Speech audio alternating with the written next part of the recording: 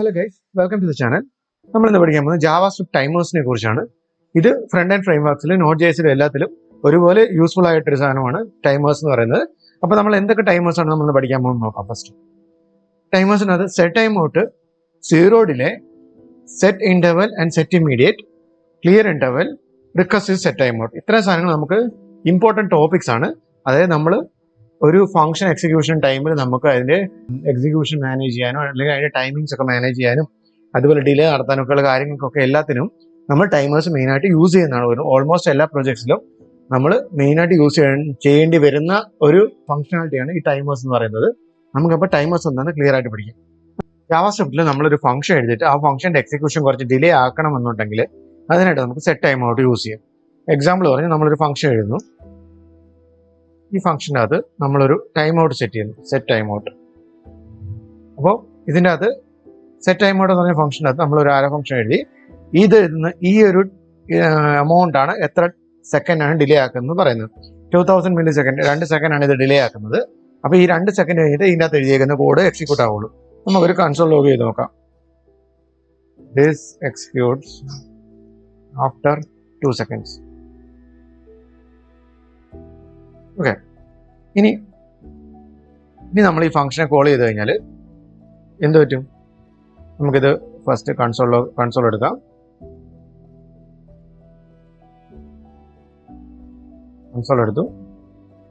ഞാനിവിടെ ഈ ഒരു ഫംഗ്ഷനെ എക്സിക്യൂട്ട് ചെയ്യുവാണ്. സേവ് ചെയ്തു. 2 സെക്കൻഡ് വെയിറ്റ് ചെയ്യുന്നു. This execute after 2 seconds. നമ്മുടെ കണ്ടീഷൻ വന്നു.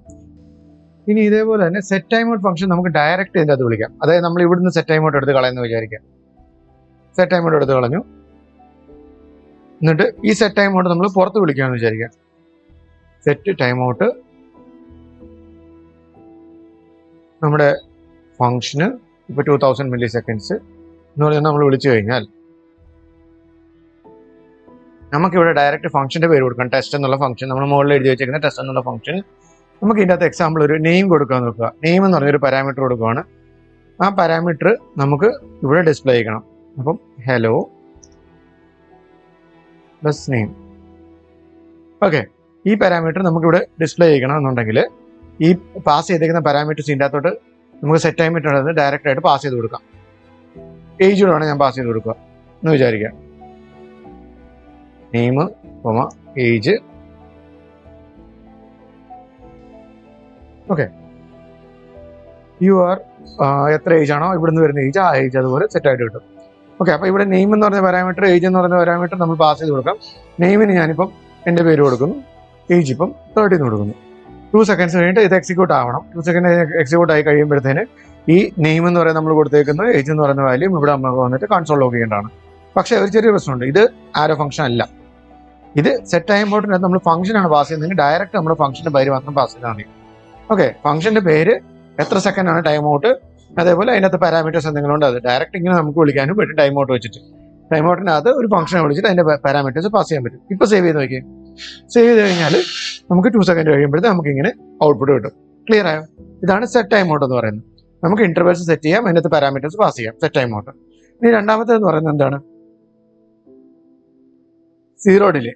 സീറോ ഡിലേ എന്ന് പറഞ്ഞു കഴിഞ്ഞാൽ നമുക്ക് ഇതേ ഒരു പ്രോസസ്സ് നമുക്ക് ഇവിടുന്ന് 2000 മില്ലി സെക്കൻഡ്സ് എന്നുള്ള മാറ്റി 0 seconds ആക്കാം. 0 seconds ആക്കിയിട്ട് ഞാൻ ഇവിടെ ഒരു കൺസോൾ ലോഗ് കൊടുക്കാന്ന് വെച്ചു. കൺസോൾ ലോഗ് കൊടുക്കുകയാണ്. ഹൗ ആർ യു എന്ന് കൊടുത്തു കഴിഞ്ഞാൽ എന്ത് പറ്റും? സേവ് ചെയ്ത് നോക്കി. ഹൗ ആർ യു ആദ്യം വരും, എന്നിട്ടേ നമ്മൾ കൊടുത്തേക്കുന്ന കൺസോൾ ലോഗ് വരത്തുള്ളൂ. അതായത് നമ്മൾ കൊടുത്തേക്കുന്ന ടൈം ഔട്ട് വരത്തുള്ളൂ. ഒരെണ്ണം കൊണ്ട് നമുക്ക് ഇട്ട് നോക്കാം. Where are U.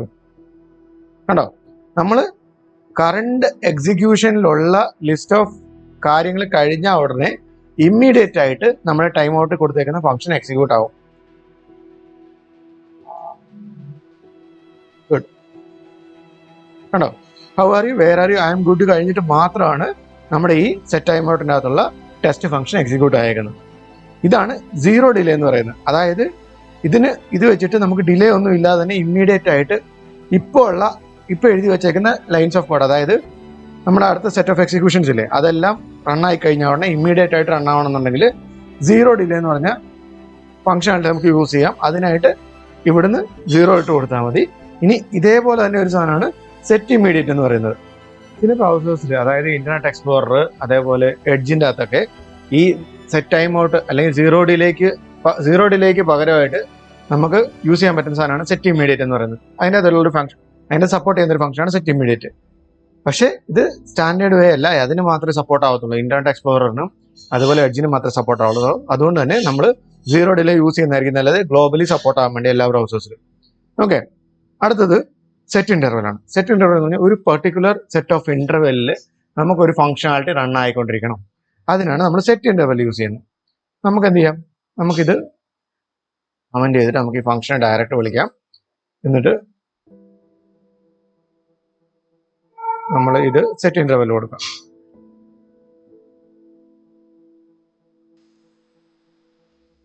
എങ്ങനെയാണ് സെറ്റ് ടൈം ഔട്ട് എഴുതുന്നത് അതേപോലെ തന്നെയാണ് നമ്മൾ സെറ്റ് ഇന്റർവെല്ലും എഴുതുന്നത്. അതായത് എത്ര സെക്കൻഡിലാണ് ഈ ഇന്റർവെൽ റൺ ആയിക്കൊണ്ടിരിക്കേണ്ടത് എന്ന് എഴുതുന്നതാണ് സെറ്റ് ഇന്റർവെൽ. നമുക്ക് ഒരു കൺസോൾ ലോഗ് ചെയ്യാം. നമ്പർ എന്ത് കൊടുക്കാം, math.random കൊടുക്കാം.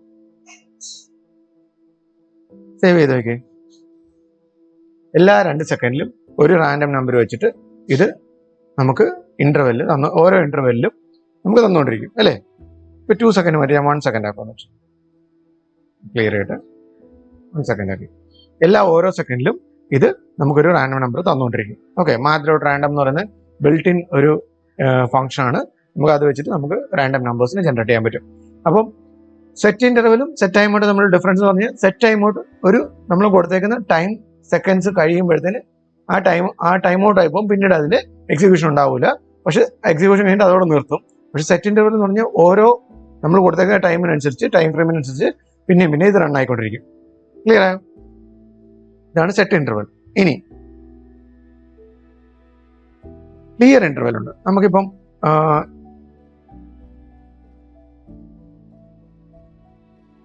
ഇഫ് നമ്പർ ഈ ഇന്റർവെൽ അല്ലാതെ നമുക്ക് കൊടുക്കാം.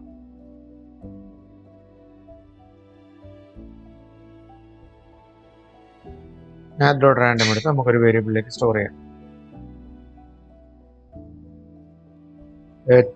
number equal to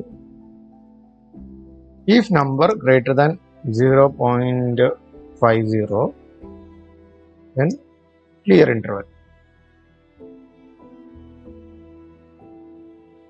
നമ്മൾ സെറ്റ് ഇന്റർവെലിനകത്ത് ക്ലിയർ ഇന്റർവെൽ നമുക്ക് യൂസ് ചെയ്യണം അല്ലേ. പക്ഷെ ഇങ്ങനെ കൊടുത്താൽ ഇത് വർക്ക് ആവില്ല. കാരണം ഡയറക്റ്റ് ക്ലിയർ ഇന്റർവെൽ കൊടുത്തു കഴിഞ്ഞാൽ ഏത് ഇന്റർവെല്ലാണ് സെറ്റ് ചെയ്തേക്കുന്നത് അത് ക്ലിയർ ആവണം അല്ലേ. അത് നമുക്കറിയില്ല, ഇതിനറിയില്ല ഏത് ഇന്റർവെല്ലാണ് ക്ലിയർ ആവേണ്ടത്. അതിന് നമുക്ക് ഈ സെറ്റ് ഇന്റർവെൽ ഒരു വേരിയബിളിലേക്ക് കൊടുക്കാം. ഇപ്പം ID എന്ന് കൊടുക്കാന്ന് വെച്ചാൽ ID വേരിയബിളിലേക്ക് കൊടുത്തിട്ട് ആ ID ഇവിടെ നമുക്ക് പാസ് ചെയ്ത് കഴിഞ്ഞിട്ട് ഇതൊന്ന് ക്ലിയർ ചെയ്യുക. റീലോഡ് ചെയ്ത് കഴിഞ്ഞാൽ നോക്കാം 329291 വന്നപ്പോഴത്തേന് 0.50 കാട്ടിലും വലുതാണ്. അതിനാൽ തന്നെ ക്ലിയർ ഇന്റർവെൽ നമ്മൾ ഇതിന്റെ ID എടുത്തിട്ട് ഈ ക്ലിയർ ഇന്റർവെല്ലിലേക്ക് കൊടുത്ത് കഴിയുമ്പോഴത്തേന് ഓട്ടോമാറ്റിക് അത് സ്റ്റോപ്പ് ആവും. ഒന്നുകൂടെ ഞാൻ കാണിച്ചു തരാം. നമുക്ക് വന്നേക്കുന്നത് 43, 49, 24, 60. 50യെക്കാട്ടിലും വലുതായ കാരണം 60 ആയത് കാരണം അത് ലോഗ് ചെയ്ത് കഴിഞ്ഞിട്ട് കണ്ടീഷൻ ചെക്ക് ചെയ്തു, ഇന്റർവെൽ ക്ലിയർ ആയി. ഇതാണ് ക്ലിയർ ഇന്റർവെൽ. പല കേസിലും നമ്മൾ ക്ലിയർ ഇന്റർവെൽ യൂസ് ചെയ്യാൻ നമുക്ക് എന്തെങ്കിലും കണ്ടീഷൻസ് മീറ്റ് ആയി കഴിഞ്ഞാൽ ആ സമയത്ത് നമ്മൾ ഇന്റർവെല്ലെല്ലാം ക്ലിയർ ചെയ്ത് കളയും, സെറ്റ് ഇന്റർവെല്ലാം ക്ലിയർ ചെയ്ത് കളയും. ഓക്കെ, അതായത് ക്ലിയർ ഇന്റർവെൽ. ഇനി അടുത്ത എന്തുവാ, റിക്കർസീവ് സെറ്റ് ടൈം ഔട്ട്. ഒരു ഫംഗ്ഷന്റെ എക്സിക്യൂഷൻ ഫിനിഷ് ആവുന്നുണ്ടോ എന്ന് പോലും നോക്കാതെ എല്ലാ നമ്പർ ഓഫ് ടൈംസ് ടൈംസിലും, ഇപ്പോൾ 1 സെക്കൻഡാണ്, ഓരോ സെക്കൻഡിലും സെറ്റ് ഇന്റർവെൽ റൺ ആയിക്കൊണ്ടിരിക്കും. അതായത് നേരത്തെ റണ്ണായ ഫംഗ്ഷൻ നമ്മുടെ കംപ്ലീറ്റ് ആയോ എന്ന് പോലും ചെക്ക് ചെയ്യാതെ ഇത് പിന്നെ റൺ ആയിക്കൊണ്ടിരിക്കും. ഇത് നമുക്ക് സ്പെസിഫിക് ടൈമാണ് സെറ്റ് ചെയ്തേക്കുന്നത്. അതായത് ഇതിൻ്റെ അകത്ത് ഇപ്പോൾ ടെസ്റ്റ് എന്ന് പറയുന്ന ഫംഗ്ഷൻ്റെ അകത്ത് ഒരു സ്പെസിഫിക് ടൈമേ ഉള്ളൂ. അതായത് ഇപ്പം 1 സെക്കൻഡ് കൊണ്ട് എല്ലാം തീരുന്ന വർക്കുകളാണെന്നുണ്ടെങ്കിൽ ഓക്കെ, നോ ഇഷ്യൂ. പക്ഷേ നമ്മൾ നെറ്റ്വർക്ക് കോളാണ് വരുന്നത്. അതായത് ഇപ്പം ഒരു പേയ്മെന്റ് ഗേറ്റ് നമുക്ക് കണക്ട് ചെയ്തേക്കാണ്, അതിനകത്ത് പേയ്മെന്റ് സക്സസ് ആയോ നമ്മൾ ഓരോ സെക്കൻഡിലും ചെക്ക് ചെയ്തുകൊണ്ടിരിക്കുകയാണെന്നുണ്ടെങ്കിൽ ചിലപ്പോൾ അതൊരു നെറ്റ്വർക്ക് കോളാണ്. അത് കാരണം തന്നെ ഇത് ഒരേ ടൈമിൽ ഫിനിഷ് ആയെന്ന് വരത്തില്ല. അപ്പം പല ടൈമിലും സെപ്പറേറ്റ് ആയിട്ട് ഫിനിഷ് ആവാൻ സമയമുണ്ട്. ചില സമയത്ത് നെറ്റ്വർക്ക് സ്ലോ ആവുന്ന സമയത്ത് ചിലപ്പോൾ 1 സെക്കൻഡ് തീരേണ്ട കാര്യങ്ങൾ ചിലപ്പോൾ 5 സെക്കൻഡിലായിരിക്കും ചിലപ്പോൾ റെസ്പോൺസ് ചെയ്ത്. അങ്ങനത്തെ സിറ്റുവേഷൻ ഒക്കെ വരുവാണെങ്കിൽ നമുക്ക് എന്ത് ചെയ്യണം, റിക്കർസീവ് സെറ്റ് ടൈം ഔട്ട് നമുക്ക് യൂസ് ചെയ്യാനായിട്ട് പറ്റും.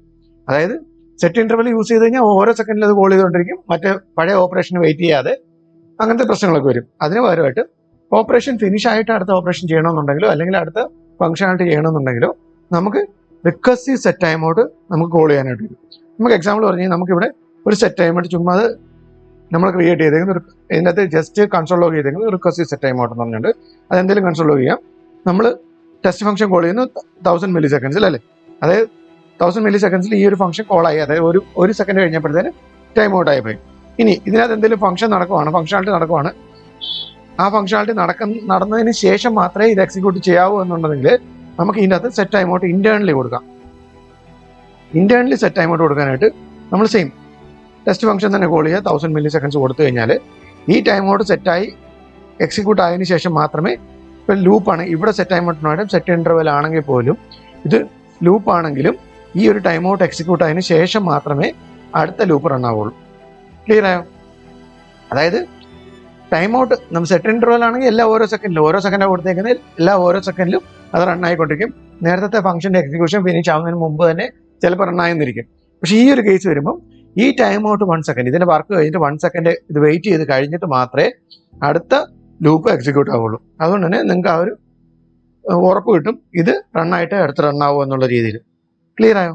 ഇതാണ് സെറ്റ് ടൈം ഔട്ട്. ഇത് നമുക്ക് Node.js, React.js അങ്ങനെയുള്ള കാര്യങ്ങളിൽ എല്ലാത്തിലും നമുക്കിത് വളരെ യൂസ്ഫുൾ ആയിരിക്കും. ഇങ്ങനെയുള്ള കാര്യങ്ങളൊക്കെ നമുക്ക് അടുത്ത വീഡിയോയിൽ കാണാം. Please like, share and subscribe.